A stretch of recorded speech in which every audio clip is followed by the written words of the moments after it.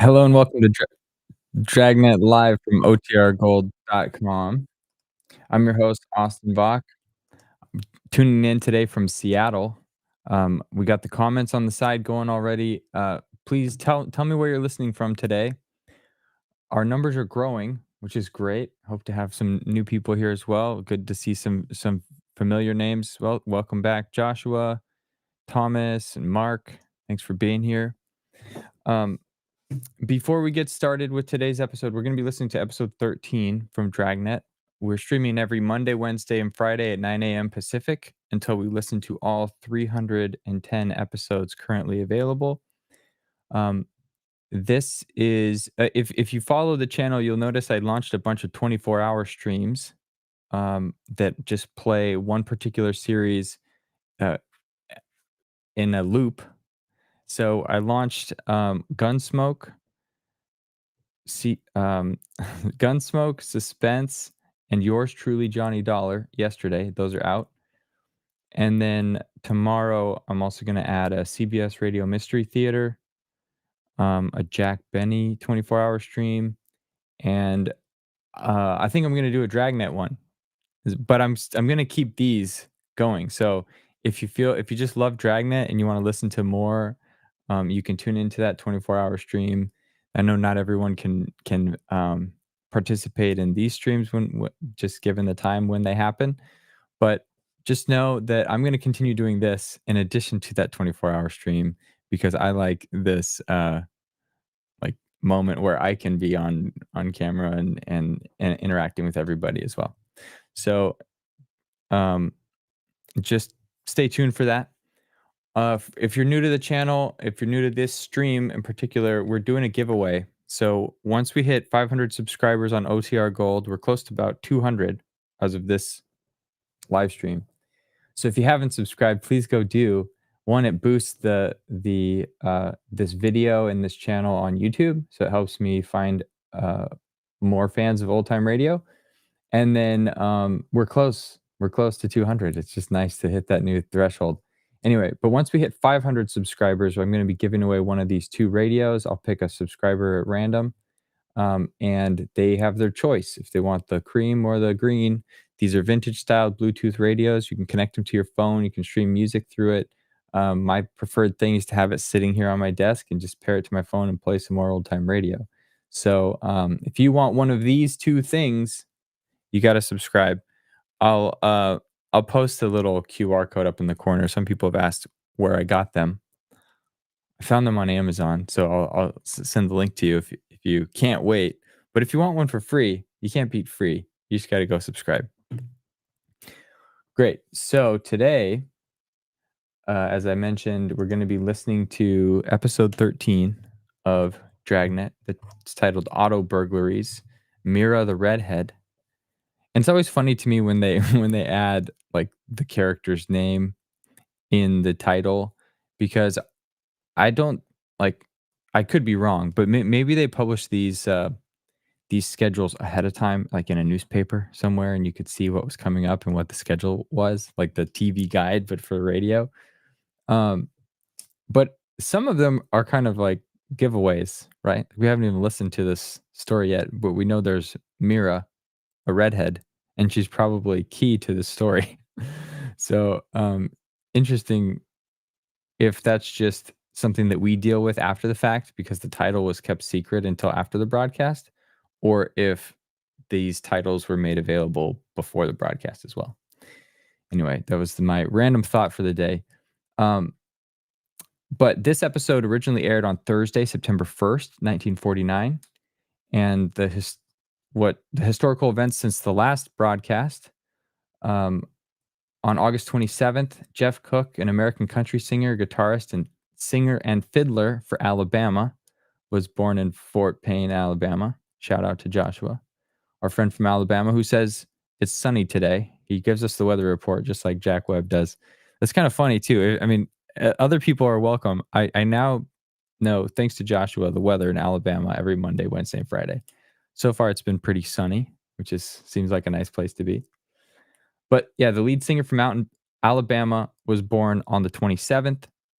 If you haven't listened to any Alabama, go listen to Mountain Music. It is probably their most famous, and I love that song. August 30th, the TV channel WTVN, which is now WSYX, it's channel 6 in Columbus, Ohio. It's ABC station began broadcasting. August 31st, Richard Gere, the American actor, I think most famous for he's famous for several roles. He's in Chicago, he's in Pretty Woman, but the one I remember him from because I saw it as a kid is First Night. He's Lancelot, and Sean Connery is King Arthur in that movie. But he was born 1949, August 31st.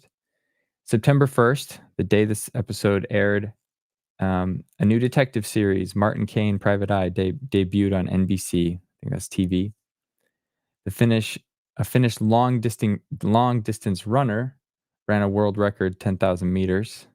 His time was 29:27. September 1st, KMTV Channel 3 in Omaha, Nebraska began broadcasting. And Gary Maddox, the American Major League Baseball center fielder, and then later broadcaster, entrepreneur, Vietnam vet, was born in Cincinnati, Ohio. And singer Dean Martin, got married to his second wife, actress Jean. I don't I don't know. I don't know how you say her name, but Dean Martin got married again on that day, on the day this episode was aired. Hopefully you found that interesting, and hopefully some of you checked out those videos I shared last week about the 4 NBC chimes. I found that interesting myself. All right, let's see. Did we get any more weather reports? No, but we did. We got a shout out here from. Let me highlight some of these on screen. So as we go through the episodes, please feel free to participate in the chat. You need to be streaming it through the OTR Gold channel. So if you're looking at this, if you're watching this from Old Time Radio Archive, I've left a link in the video description that takes you right to the other feed. And from there, you can participate in the chat. You can see the back and forth. You can chime in. You can tell me what the weather is, where you're tuning in from. Welcome, Lee from Toronto. Lee commented on East Coast or Eastern North America. We were both up late on one of these 24-hour streams. She was the first one to comment on Johnny Dollar. So good to see you here this morning. Thomas says he's going to miss the live stream today because food. Hey, food's always a good reason to skip things. I need food as well. So enjoy your whatever meal this is for you. Probably dinner, I think. Enjoy your dinner, Thomas. Thanks for saying hi. And I thought of you when I picked this mystery theater. I tried to get, for these 24-hour streams, I'm trying to get one in different genres. So we have, with Dragnet and Johnny Dollar, there'll be like 2 kind of detective shows. That tends to be my favorite genre. But we have the Western now. We have suspense, which is it's not full horror. Sometimes they go there. But then we have Radio Mystery Theater, and then Jack Benny's like a sitcom type thing. So hopefully you guys enjoy that. Cool. So with that, I'm going to share my screen and we're going to kick off the episode. Feel free to share your thoughts in the comments, and I'll be reading them, responding, and highlighting them throughout the stream today. Let's go. Hello and welcome to Dragnet from OTRGold.com. This episode will begin after a brief message from our sponsors. Here is another in NBC's great parade of new shows.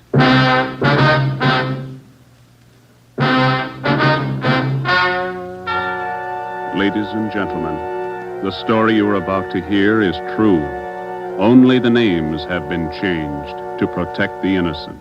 NBC brings you Dragnet.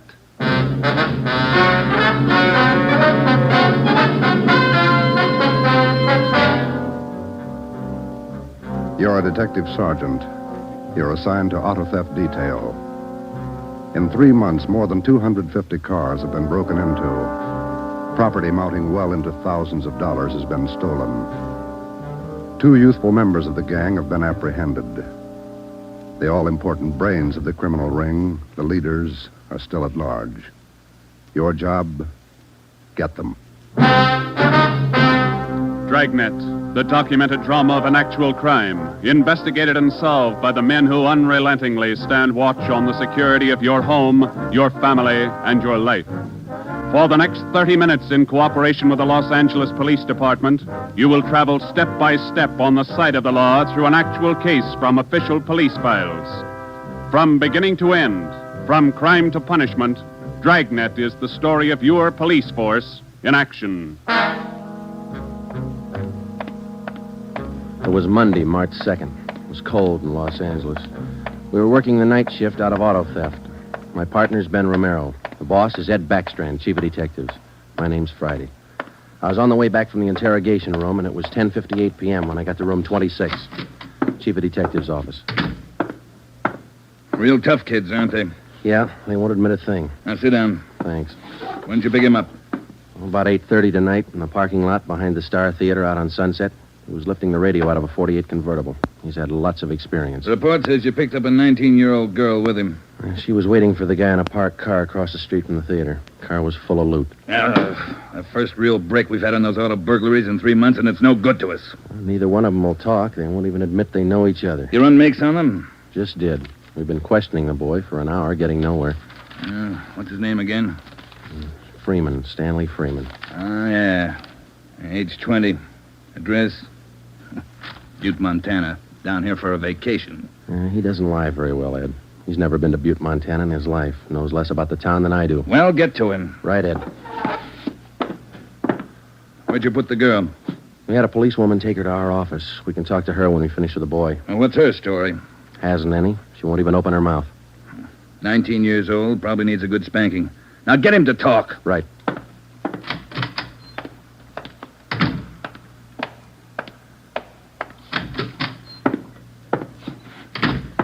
Did you run a make, Joe? Yeah, he's clean. Get wise, huh, Flatfoot? Look, you're in a bad spot, son. That kind of talk isn't going to help. Says you. We caught you red-handed trying to steal a radio that didn't belong to you from a car it didn't belong to you. Is that right? That's enough to send you to San Quentin, boy. You better give us the story. Shut up. We got all the evidence we need for him. Maybe you don't realize how serious this is. We've had more than 250 car burglaries in this city in the past 3 months. Over $200,000 worth of property's been stolen. That's a lot of money. So what? So you're the number one suspect, young fella. Your method of operation in breaking into that car tonight is the same used in most of the other burglaries. That means you're not going to be tried just for this job tonight. What are you getting at, Flatfoot? Listen, son. In the state of California, breaking into a locked car is a felony. You can go to state penitentiary for that.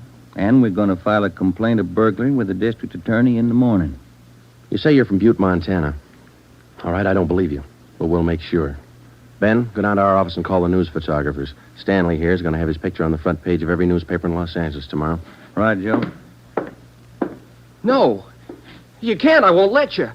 I got my rights. What's the matter, youngster? Everybody wants his picture in the paper. Yeah, well, I don't. I won't let him. We got your picture already, Freeman, remember? They took it when they fingerprinted you. You can't use it. You can't. I'll get a lawyer. Reporters will be over in a couple of minutes. We have to give them your story and your picture, too. This one. You won't. You won't. Give it to me. All right. Give it to All right, me. Freeman, get your hands off him. Now, sit down. All right. Now let's have it straight. Don't let him use the picture. Don't let him. You can't. You can't. We got to have the truth, son. Now, look, you're 20 years old. You know right from wrong. You'll have to take your medicine. If you cooperate, we'll do all we can to help. I live out in the Wilshire district. All I wanted was a little extra money. We didn't take much. We didn't think it was so wrong. It was stealing, Freeman. You know that's wrong. Where do you live out there? Piper Avenue. 821 Piper. You won't give him my picture. You live there with your family? Yeah, my mother. Father's dead. Promise me you won't give him the picture. My mother, she'd see it. Oh, promise me. You're working with the gang on those auto burglaries. We know that. Now, who are they? Where are they? And what's the setup? I can't. They get me for it. Who'd get you? I can't tell you. I can't. Who's your girlfriend, Stanley? The one you were with tonight. Joanne. Joanne Miller. Where does she live? Piper Avenue, same as me. Lives on the same block, 866. Is that her home? She live there with her folks? Yeah. Mother and father. They work. And you got her into this. Isn't that the story she gave us, Ben? I did not. I didn't. It was her. She said a bunch of kids were doing it. It was quick money, something to do at night. She started it. All right, Romero. I'll go see the girl. You stay here with Freeman. All right, Joe. Just stay put in that chair for him.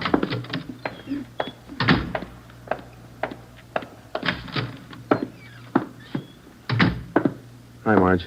Hello, Joe. You and Romero handling this case? Yeah. I'd like to talk to the girl a few minutes. Marge, will you stand by? Right, I'll sit over here. Thanks. All right, miss. What's your name, age, and address? I told this lady cop 15 minutes ago I'm not saying anything. All right, then we'll tell you. Your name's Joanne Miller. You live at 866 Piper Avenue. You live with your father and mother. Both of them work. You're a liar. That's not me. You're 19 years old. You live on the same block as your boyfriend, Stanley Freeman, and you're the one who got him mixed up in this gang. Isn't that right? No, it's not right. It's not. I didn't do anything. Well, that's only half the story. Freeman told us everything. You want to hear the rest? No. Stan wouldn't tell you. He wouldn't. He told us how you got him mixed up in it. Quick money. That's what you told him, didn't you? No, it was him. I can prove it. The rest of the kids will tell you. He got me in this. Ask them, they'll tell you. It was Stanley and Fred Milford and George Jansen. They started it, all three of them.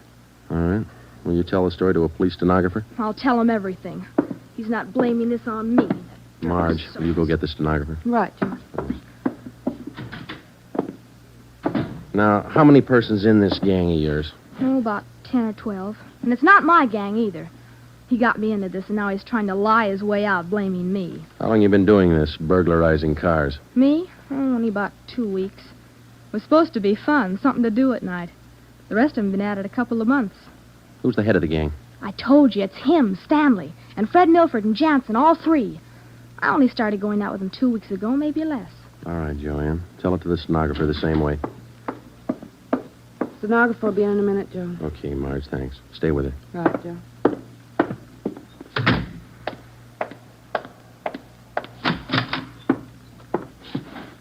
Just about a closed case, Ben. Girl gave us a full confession. She didn't. Oh, you're not tricking me again. She didn't. She told us you're one of the leaders of the gang, Stanley. Said you got her into all this. The other two are George Jansen and Fred Milford. About a dozen kids in the gang, all of them about your age. Isn't that right? She's lying, can't you tell? She's lying. She got me into the gang. Well, she did. She's Milford's girlfriend. Ask her. Oh, she can't lie out of that one. She got me into it. I can prove it. Who's the real leader of the gang? Milford. He started it. He organized the whole thing. He collects the stuff we get, and he delivers it. Jansen helps him do it. What do you mean he delivers the stuff? Where does he deliver it? Somewhere in Dogtown, I think. Down around South Main, near the railroad yards. Who's it delivered to? Oh, I don't know exactly. I heard Jansen mention the name once. Myra, he said. It's supposed to be a big secret. Myra, that's all I remember. Where does Jansen and Milford live? Well, Jansen rooms down on East Flower. 1042, I think. It's a rooming house. And Milford lives 2 blocks over from me on Quincy. 234 Quincy. He lives with his grandmother. Got that, Ben? Right. All right, let's pick up Milford and Jansen. It was 10 minutes past 1 when Ben and I returned to headquarters with George Jansen and Fred Milford in our custody.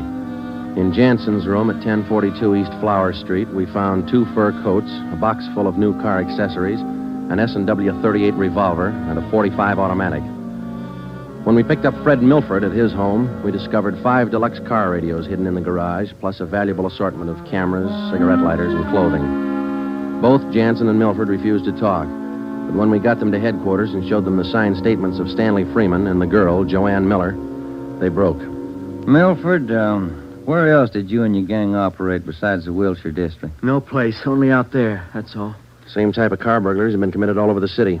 You telling us your gang didn't have a hand in them? It's the truth. Our territory was Wilshire district. We didn't go outside. You mean some other gang's responsible? I don't know. All I know is we didn't have any part of them. Is there another gang, Milford? Maybe, I don't know. You find out. It's none of my business. It is your business, Milford. You admit you and your gang committed 55 jobs in the past 3.5 months. That leaves about 200 jobs to be accounted for. That's right. You figure it out. We have figured it out. I think you and your gang of young thieves pulled every one of those 250 jobs. There isn't any other gang.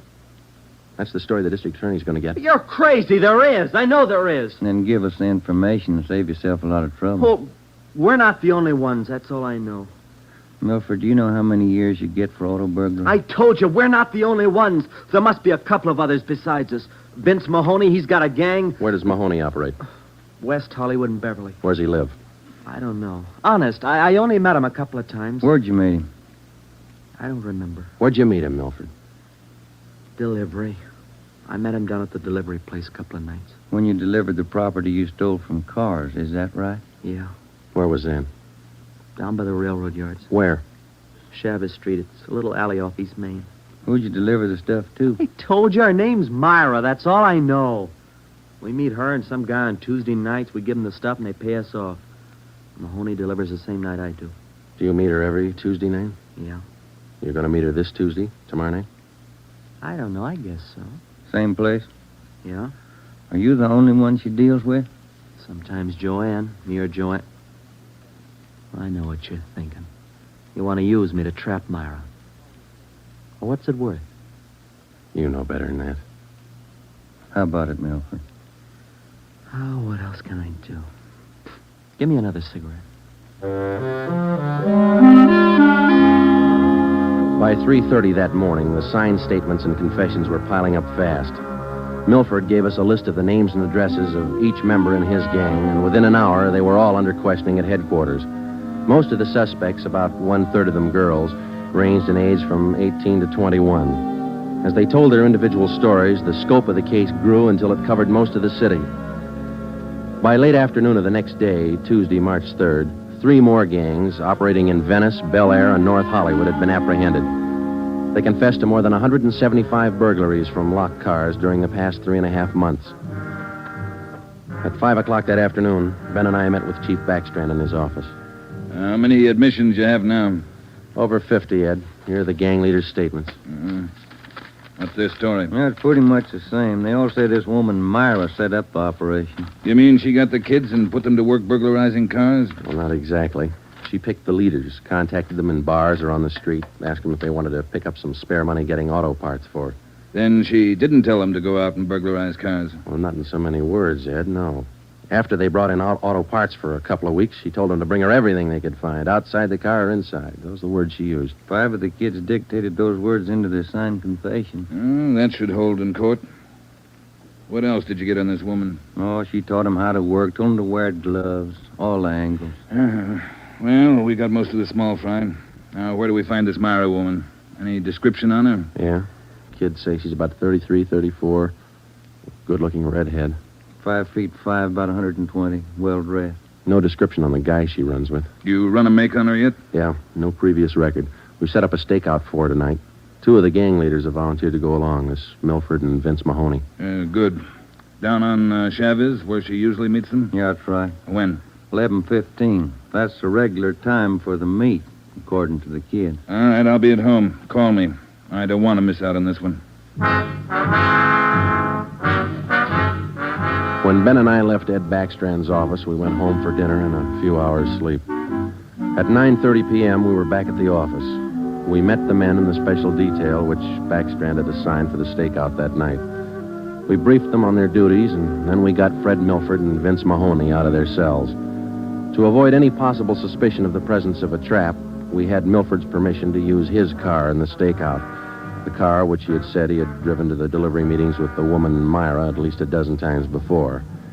We arrived at the stakeout area, Chavez Alley in East Main, at 9:58. The meeting was scheduled for 11:15. The moon was out, but the sky was overcast, and there was a cold wind blowing from the east. Hey, what time you got, Sergeant? About 10. Why, Milford? Getting nervous? No, just wondering. How are you cops going to rig this thing? In just a couple of minutes, we're going to plant you 2 in Milford's car parked up there in the alley. Now, you stay there until Myra shows up. We'll do the rest. Yeah, I know, but what'll we say? Suppose she asks for some stuff. We ain't got any. You won't need any. You won't have much time for talking. Suppose she wises up. Maybe she'll pull a gun. Maybe. Does she carry one? No, never saw her with one. Don't worry, Milford. We'll make sure you're not in danger. She's got an awful temper, that redhead. Got mad at me once when I squawked at the prices she was paying us for radios. What was she paying you, Mahoney? For an 8-tube radio, good shape, $7.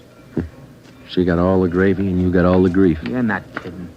Joe, are you? Yeah, Steve. What do you got? Well, the men are all staked out, Joe. Got the area covered from every angle. All right. You got an extra man to stay in Milford's car? I'll handle that myself. Fine, thanks. Okay. All set, Joe? Yeah. Now, Milford and Mahoney, we're going to put you two in your car now. There's going to be an officer with you, so there's no need to be nervous or afraid. You just sit in the car and act natural. When this Myra drives up, don't leave the car. Have her come to you. You got it? Sure. Okay. All right, Joe, let's go.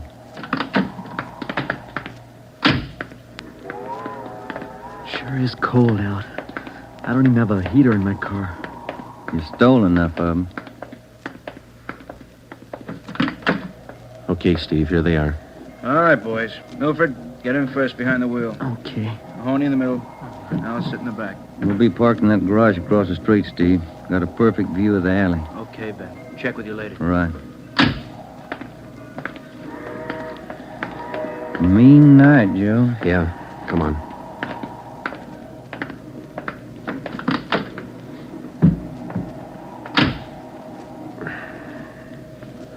It's cold here in the garage, isn't it? Yeah. It might be a long wait. What time you got? 6 minutes past 10. Thank you.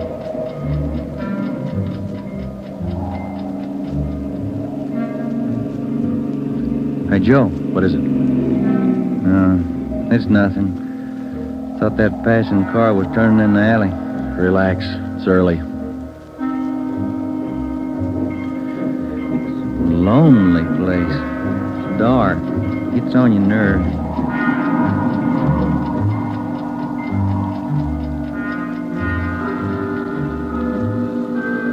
That's it, Ben. 11:30. Nothing yet. Somebody might have tipped her off. Yeah, that's what I was afraid of. Now, let's wait it out anyway. Joe, that blue coupe. Yeah, he just turned in the alley. Let's go. Come on, run, Ben. Behind you.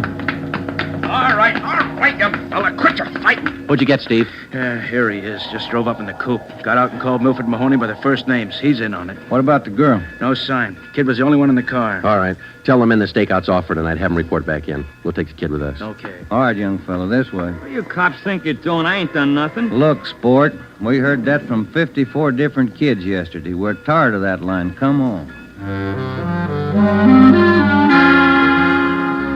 When we got back to the office, we took the boy to the interrogation room and questioned him. He gave his name as Matthew Leiter, age 21.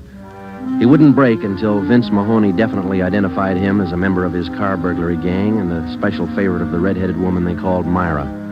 Then Leiter copped out and told Ben and I that he had talked with Myra as late as 10 o'clock tonight. He told us that she had heard that the police had picked up some of the gang members, and she asked Leiter to drive down to the Chavez Alley meeting place. He was supposed to tell Milford and Mahoney that the weekly delivery date was off until further notice. We questioned Matthew Leiter for an hour and a half. You told us a little while ago that you talked with this woman, Myra, late tonight. Yeah. Where'd you talk to her? At her home? Her home? Don't be stupid. Nobody knows where she lives. I met her at a bar. Which bar? Julia's. Out on Santa Monica. How did she contact you? Called me at home. She's not such a bad dame. She treats you right. Sure, that's why you're in jail. Did you ever call her on the phone? I don't know her number. None of the kids do. She's smart. She taught me all I know about the racket. You'll have a rough time getting her. Maybe, but we'll get her. Ben and I left the office at 2 a.m. and went home to bed. We reported in at 8 that morning to Ed Backstrand. The three of us went down the street to Koken's restaurant for a cup of coffee. Nobody was in a good mood. We had most or all the small fry in the citywide burglary ring, but it seemed we were still a long way from cracking the inner circle. The latter kid said that none of them knows where she lives, what her phone number is, nothing. Pass the sugar, Ed. I think we still have a few angles to study on that score. Right now, I've got some more bad news for you. What's that? You been through your mail this morning? No, not yet. We haven't had a chance. I saw the overnight reports. There were 32 car burglaries last night. 32. All the way from Wilmington to North Hollywood. Now, you figure it. I can't. This girl Myra must have an army of kids working for her. How much did they get, Ed? Any idea? Rough estimate, about $3,000. Usual stuff people are foolish enough to leave in their cars. Watches, cameras, furs, expensive clothes. M.O.'s the same? Like the others. If the car happens to have a rigid handle lock, they slip a piece of pipe over the handle for a lever and break it. If that doesn't work, they pry open the wing window. Some of the windows were smashed out. Sounds like you're in an awful hurry, Joe. Yeah, maybe this Myra wants a few big nights before she peddles the stuff and gets out. If we're going to get her, we can't waste time. Any suspects picked up last night, Skipper? None. Well, where did they hit most of the cars? Outside the Pan Pacific. The parking lot. Hockey game going on. Must have been 4,000 cars for them to pick over. They picked the best. As usual. Well, you better get on it. There's one way to handle it. What's that? She works fast. You work a little faster. We got back to the office and we went over the reports one by one. Then we called the young gang members to the interrogation room and questioned them separately and re-questioned them. We got nowhere. Many of them had met Myra on the street, in a bar, but not one of them had any idea where she lived. At least that's what they told us. Ben had a hunch that Matthew Leiter knew more than he was telling. We had him brought to the interrogation room, and all that afternoon until 10 o'clock that night, with interruptions for his meal periods, we talked with Leiter. He would admit nothing more than what he'd already told us. Yeah, it's got me beat, Joe. Yeah. Well, let's check with Ed. Good morning, Joe. Ben? Hi, Mike. Skipper in? Just went down the hall for a minute. Be right back. Hold it a minute, will you? Yeah. Chief of Detectives always handed. Yeah. For you, Joe. Oh, thanks. Oh? Yeah. He does? We'll be right over. That was Sergeant Hopkins over at the jail. Yeah? Matthew Leiter's got something to tell us. Says it's important.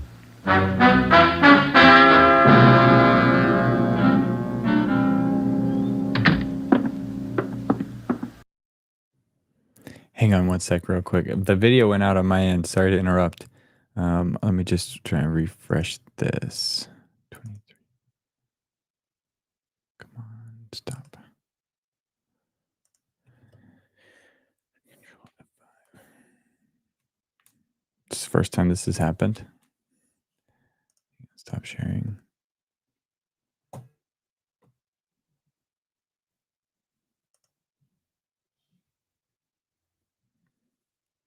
Come on now.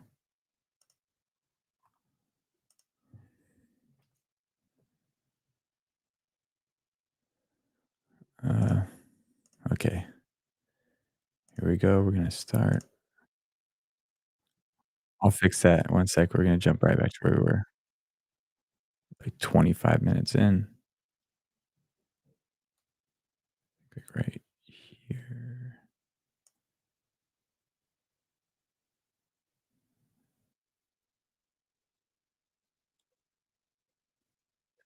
Okay. I stopped back a little. I jumped back a bit.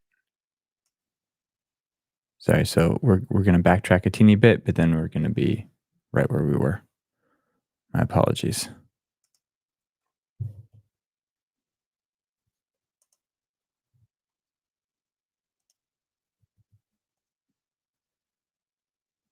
We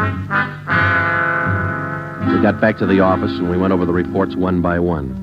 Then we called the young gang members to the interrogation room and questioned them separately and re-questioned them. We got nowhere.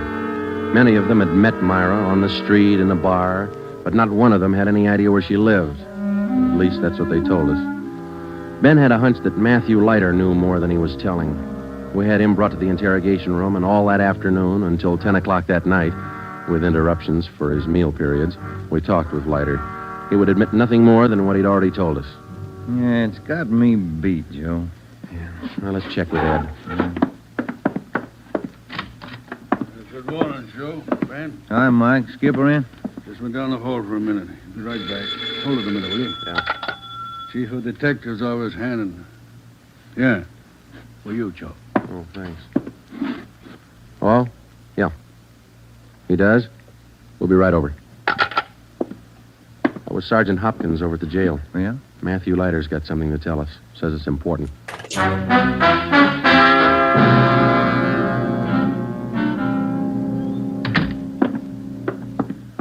Have a chair here, Leiter. Yeah, thanks. All right, you wanted to see us. I'm getting even with that dame Myra. I'm squaring with you. Yeah? She told me if I was picked up, she'd have me out in a couple of hours. She promised me a lawyer if anything happened. Said she'd get me bail. All right, where can we find her? I don't know if she's there now, but you can find out at Francisco Motors.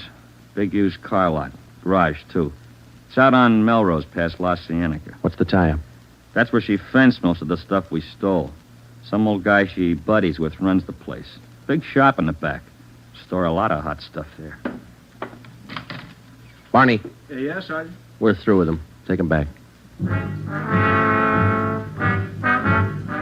We checked with Chief Backstrand, and then we drove out to the Francisco Motor Company. We located it on the corner of Melrose and Geneva Avenue. It was a big layout.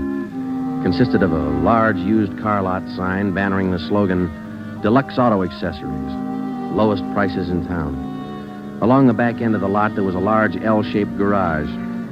We found the man in charge, and he gave his name as Paul Hackett, the owner of the car lot. In the garage, we found the entrance to a large back storeroom. It was loaded with thousands of dollars worth of auto radios, spotlights, cratefuls of assorted car accessories.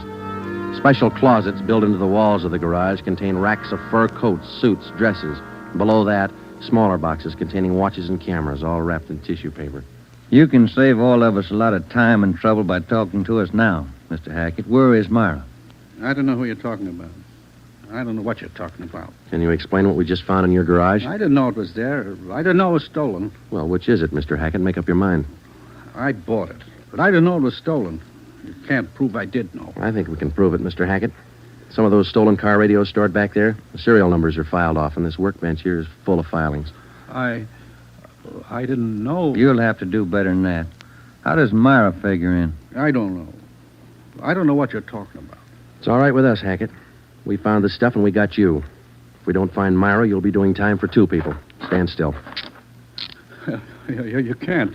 You can't do this to me. I don't know anything about it. Come on, Hackett. We're taking you in.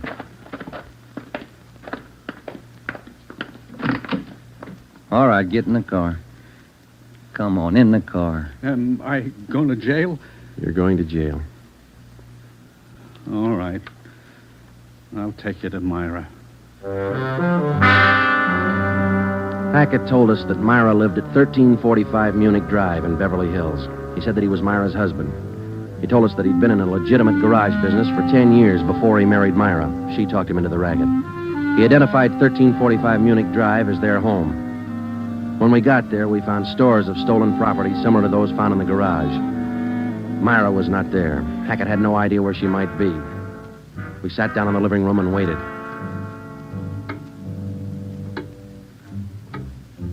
One hour, 2 hours, 3 hours. After 5 hours of waiting, the monotony started to wear on everybody's nerves, especially Hackett's. The whole thing, it was her idea. I should have known, all hers. She did this to me. I won't take it alone. Where is she? You tell us, Hackett. Told you, I don't know. She couldn't have gone. She didn't know. I'm not going to take All right, this quiet alone. down, quiet down. That you, Paul? Thought I heard you talking to some. Who's he? The police, Myra. The police. Your smart kids told them the whole story. What are you talking about, my smart kids? What are these cops All doing right, here in the that's living... enough. Get your dirty hands off of me. Get away. Kids are right, Joe. She got a Get away temper. from me. Get... Who do you think you're... There, that ought to hold you for a while. All right, come on, you two, let's go. All right, copper. You win. Stupid husbands. How many times did I tell you? Don't trust those kids. Don't store their stuff in the garage. Don't open it for anybody. Get a lawyer. No, you knew better. Dumb jerk. The idea of having those cops camping in the living room waiting for me. Why didn't you warn me? I'm going to divorce you. That's what I'm going to do. I'll stick you for plenty. Jerk. All right, inside you two.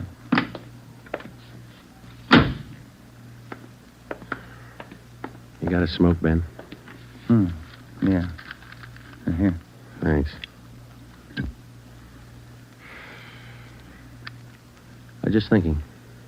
What? Those kids were right. She's a pretty nice-looking woman. Yeah. Nice face. Beautiful figure. Mm-hmm. Sure talks a lot, though, doesn't she? Yeah. Hey, Joe, remind me to take home some flowers to my wife tonight, will you?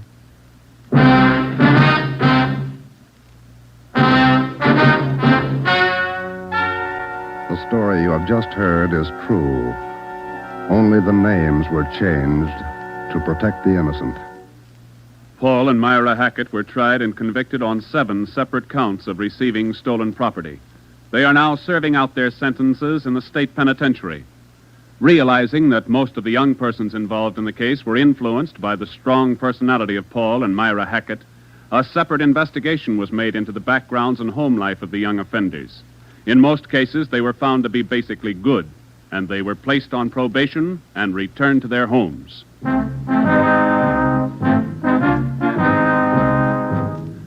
You have just heard the 13th in a new series of authentic cases from official files. Technical advice for Dragnet comes from the office of W.A. Wharton, Acting Chief of Police, Los Angeles Police Department. Tonight's program is dedicated to Detective Harry William Vosper of the Seattle, Washington Police Department, who on the night of July 21st, 1949, gave his life so that yours might be more secure. Dragnet came to you from Los Angeles. And now, an important announcement. Starting this Saturday, September 3rd, Dragnet will be heard at a new time over your NBC station. Consult your local newspaper for the new listening time. And now, speaking in behalf of the producers and the entire cast of Dragnet, we would like to take this opportunity to thank you for your many kind letters of encouragement and approval. Remember, next Saturday for Dragnet, this is NBC, the national broadcasting company.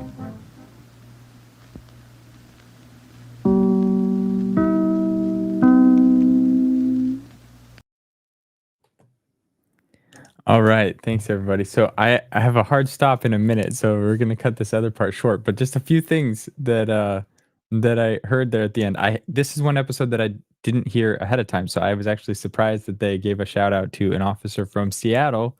It's a Mariners hat. It's where I live. So I'm going to go back and listen to that.